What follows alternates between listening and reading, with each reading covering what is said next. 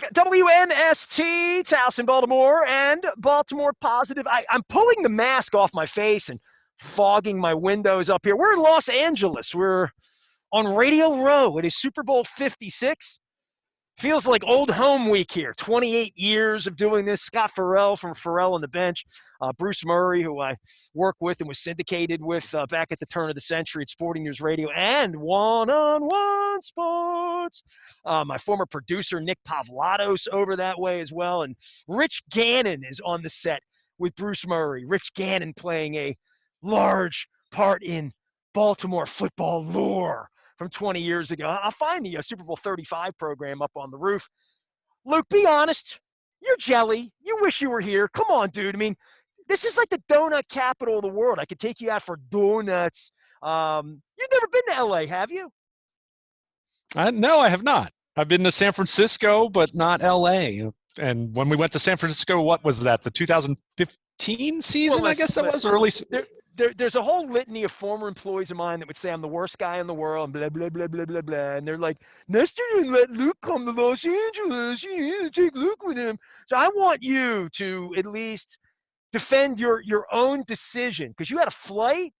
You could have missed the shuttle with me this morning and walked 9 blocks through LA, right? You could have done that. That sounds great. Right. I mean, you missed out on some incredible shave ice last night. You're going to miss out on some Korean barbecue. You're going to miss out on me doing play-by-play. You could have been my color commentator in the Snoop Wounded Warriors game on See, Tuesday night. that totally changes things right there.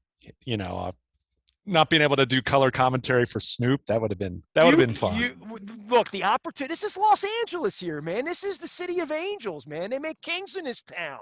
Hollywood. By the way, the room we have, and I don't want to make it too romantic, if you look right out the window, the Hollywood sign is like perfectly positioned between 2 buildings right out my window on the I got a high room, high floor. By the way, and we're going to talk some Ravens. Luke's here. Can I give some love to all our sponsors? First off, the Chaucer was where I was sitting when Joe Burrow made history, so I'll never forget my night on the second floor at the Chaucer when at halftime we thought the game stunk, and in the second half a star is born and all that. So big love to them and all of our sponsors. We're bringing the Maryland Crab Cake Tour back out on the road March 4th. We're going to start it at Mama's on the Half Shell. Rob Santoni gave me this cup, and it saved me a lot of dough and money, and it's going to be a wonderful thing. We're going to be here all week long doing what we do, and every year with mask or without mask and all of this stuff here. I started to feel bad that you're not here, man.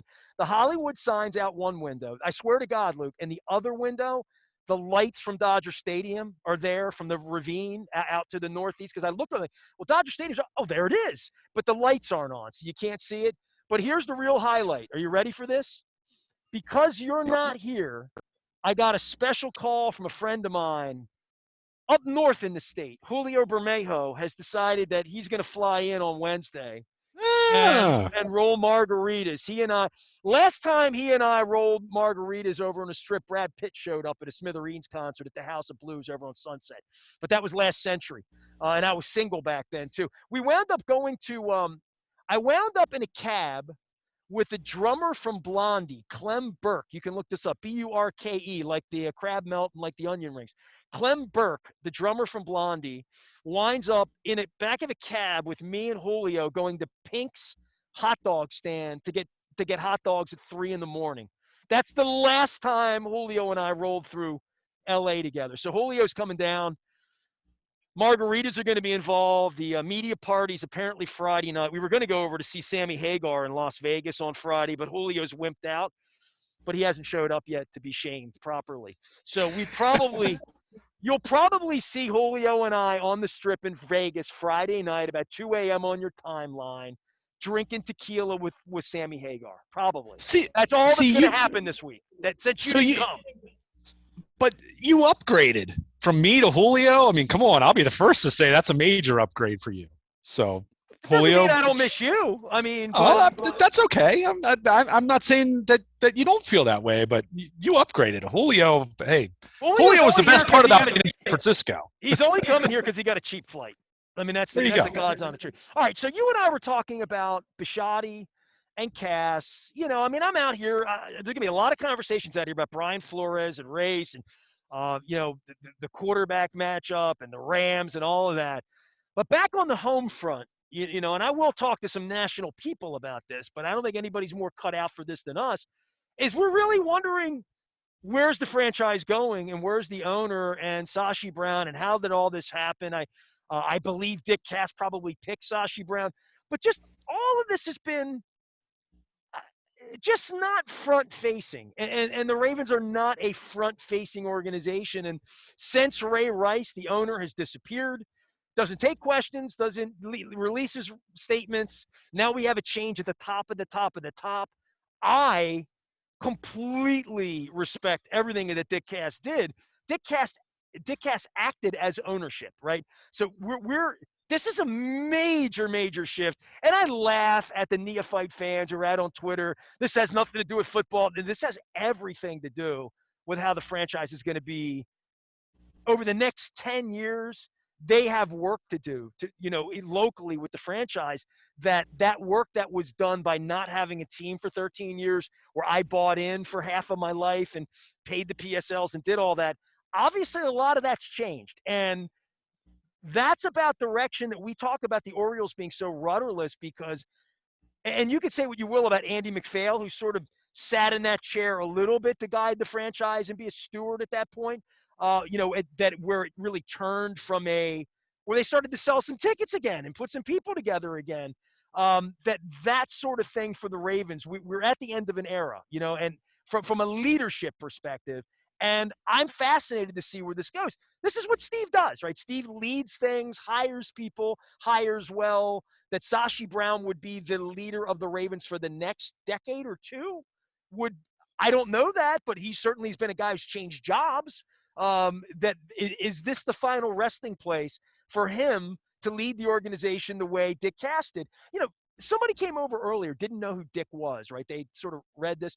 I said, Dick could have been the commissioner if he wanted to be, if Dick had that personality, because his name was a part of that. Jerry Jones would have been all in on that.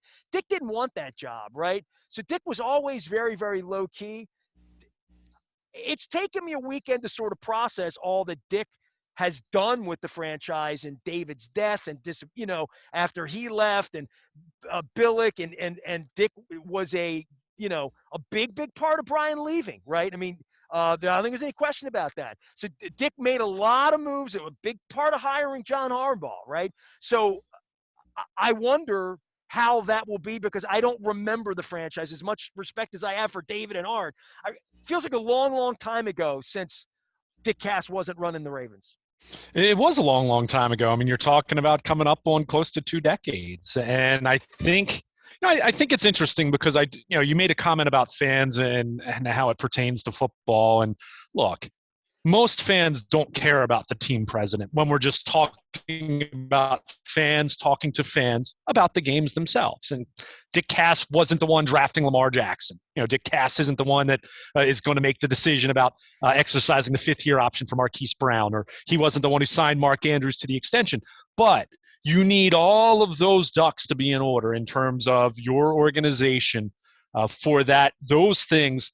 The business side, all the other factors, PR, like all the entire cake that's baked to have a successful NFL franchise or a sports franchise in general, or go a step further, a business, all the elements that are involved there. You need that leadership at the top so that it doesn't impact the football side in a negative way. I think one big concern, to draw some parallels with the Orioles, where they are right now, not to rehash the last 2 decades, because we've spent plenty of time talking about that, and we'll continue to talk about that. But I think where the Orioles right now, even if you are a believer in Mike Elias, in Sig Mejdal, in what they're doing on the baseball ops side of things, there are those big prevailing questions as far as in the big picture, ownership, stadium lease, all those things that go in marketing, all those different things that go into it, that you worry about how that might impact their ability to finish the job from a rebuilding baseball operations standpoint. So that's where it is important. It's not something that fans are going to sit around. Like, for example, my text chain that I have with my good buddies from high school who are constantly texting me, asking me about the Ravens. No one said anything about Dick Cass. And I'm not surprised by that whatsoever. but it doesn't mean it's not Well, very that's why you important. should be listening to me. Right? Like that's why you should be But, listening to but this people want radio to talk about station. football, though. I mean, people I don't want understand that, but right. they also have to understand that that's the way the house I is built. understand. It's I just the way the understand house that. is built. I I mean, literally. understand that, but no one is sitting around talking with their friends about the stadium lease more than for a couple minutes. Nobody You thinks about their acknowledge. dentist till their tooth hurts. You know what I mean? So I yeah. understand that, but what I'm not arguing with you that it's not important. I'm saying, from the fan perspective, you can focus on the football element of things and winning and playoff chances and who's going to who's going to be available in the draft, who are they going to sign in free agency, but all of those things are impacted in a negative way if you don't have all your ducks in order at the top. And that's what made Dick Cass so valuable for all these years, that you didn't have to worry about that. Now, there were periods of time like the Ray Rice, saga. Certainly the COVID outbreak last year, pre-vaccine, not as much this year as far as what we saw happen in December, which happened to lots of teams just because of the Omicron variant. But so it's not as though it was a flawless record, and Dick would be the first to say that it wasn't. But at the same time, you look at where they've been over the last 18 years, or 19 years, 18 years, I guess, since he took over in 2004. Way, way, way, way more good than bad over that time period. So that's where it's an acknowledgement. It's important for fans to understand that. But again, that's not going to be what drives conversation. But it's certainly going to be what drives the football side in a long-term sense to make sure the organization does continue along the same kind of path. With now Sashi Brown, Eric DeCosta continuing as general manager, and presumably with all the talk about an extension for John Harbaugh in the long term as head coach. Well, what is fascinating is fans may or may not know or care so much about who runs the team, and I happen to know how important it is. So I will stress how important it is. And people like Marty Conway, people like Chris Piker that worked in sports organizations, and anyone would stress how important that role is. And when you read the Sarah Gardner Ellison stories about what kind of person Dick was, Dick gave a kidney, just the kind of person, the kind of leadership. And I can tell you from the front line of my journalism that his door was always open. He was always honest. He never lied to me. He always took on. I don't know that Sashi Brown's going to be that kind of cat, right? I mean, it's different, and he's a name people know. He's a guy who had a gig elsewhere. He's a guy who definitely had his fingers into personnel in the way that John Angelos and Lou Angelos were picking Sid Fernandez and Chris Sabo, in the baseball, So when you start saying where is the line muddled, you're bringing in a guy that wanted to work in sports management. Dick is the first one to hire him. So Dick loves him and probably was a part of him getting a gig in Cleveland to some degree. And then down at Monumental, now he moves from, a basketball, hockey, entertainment model now to running the Ravens. I'm sure he's going to say it's a dream gig, like, and all that, because it is. But there is the point where he is a name that sports fans know in other ways, in other places.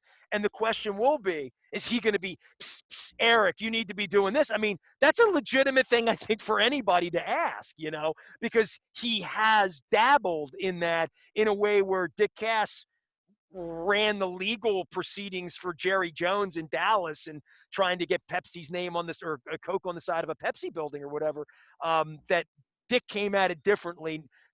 Dick never pretended to know anything about football or picking players. Sashi Brown's been involved in that. So his name makes it even more interesting, as well as his background. And quite frankly, the color of his skin becomes a point of reference here in 2022 that the Ravens hire in a different way than many other organizations have over all these years.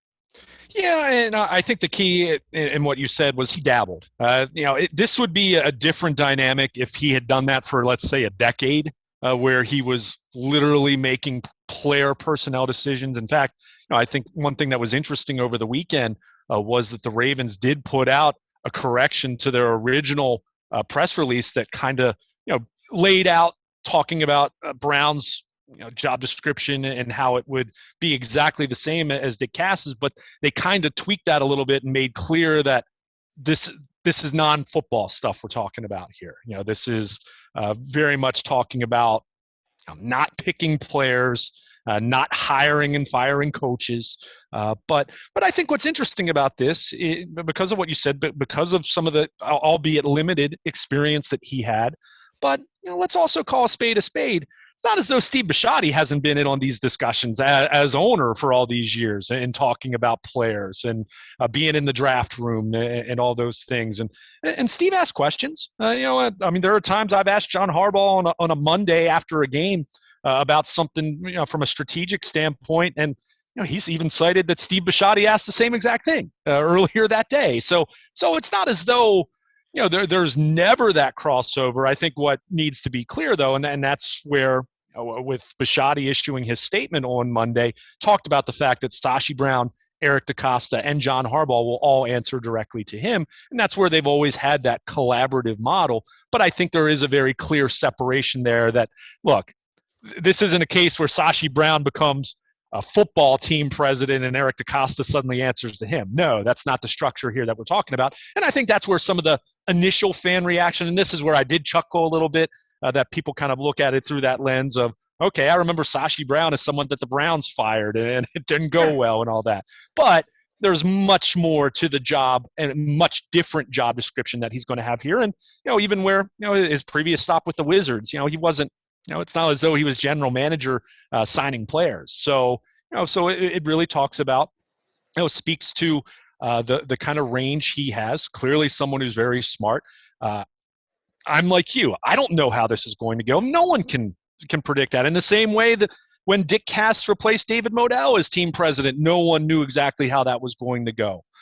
But you see how it plays out. You trust in the process of your organization when you do have good ownership that they're going to hire good people. And it's not to say that there won't be some mistakes here and there along the way, or a slip up here or there, or a different way of doing things along the way. But if it's done in a way that you did your homework, you had the conviction, you researched, you talked to people, and you felt good about the relationship, you felt good about the interview process, then that's all you can lean on. And in the same way that when the Ravens hired John Harbaugh, now 14 years ago, it really was a case at that point of, you didn't know if it was going to work out, but you went through your process. Admitted that right on the stage. Yeah, you just don't know.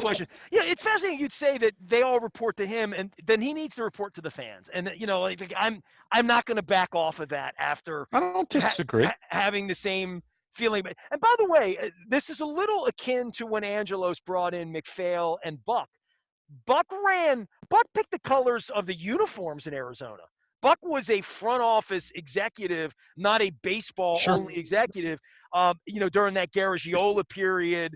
And the same thing with Andy McPhail in running franchises, not baseball operations. It is different. Don Moeller and I argue all the time because he really thinks that Mike Elias does Dick Cass's job with the Orioles because the Orioles have misled him and everyone else because the Orioles don't brag about TJ Brightman, you know what I mean, who is doing that job and no one knows his name. Everyone knows Dick Cass's name. By the way, I had the president of M&T Bank, Augie Teixeira, on right on the front end of when Dick was leaving. I mean, there's two guys that have been in TV commercials, right? That, that they're out in front of their brands. Dick has been out in front of the brand so much that he's been in the M&T Bank commercials. And that happened after Ray Rice punched his wife in a glass elevator, that M&T Bank said, we can't have Ray Rice on our credit card anymore, So all of these things are hand in hand, and they made Dick more into a celebrity than Dick wanted to be.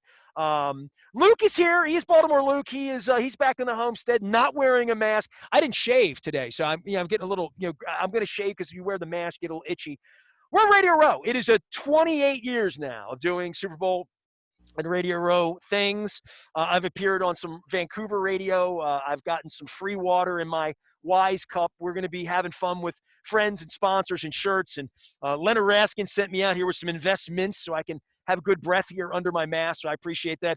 Luke, I miss you, dude. I don't know what I'm going to eat tonight, but I promise it's going to be good. I got some Philippine chicken down the street at Jollibee that I'm looking at as well. JT the Brick wants to take me over to Little Tokyo and get some sushi. I probably would be all about that. So big doings, dude. Big doings. I'm sorry. I don't know what to say. I mean, this is You missed out on talking to Sam Farmer this morning. What this is.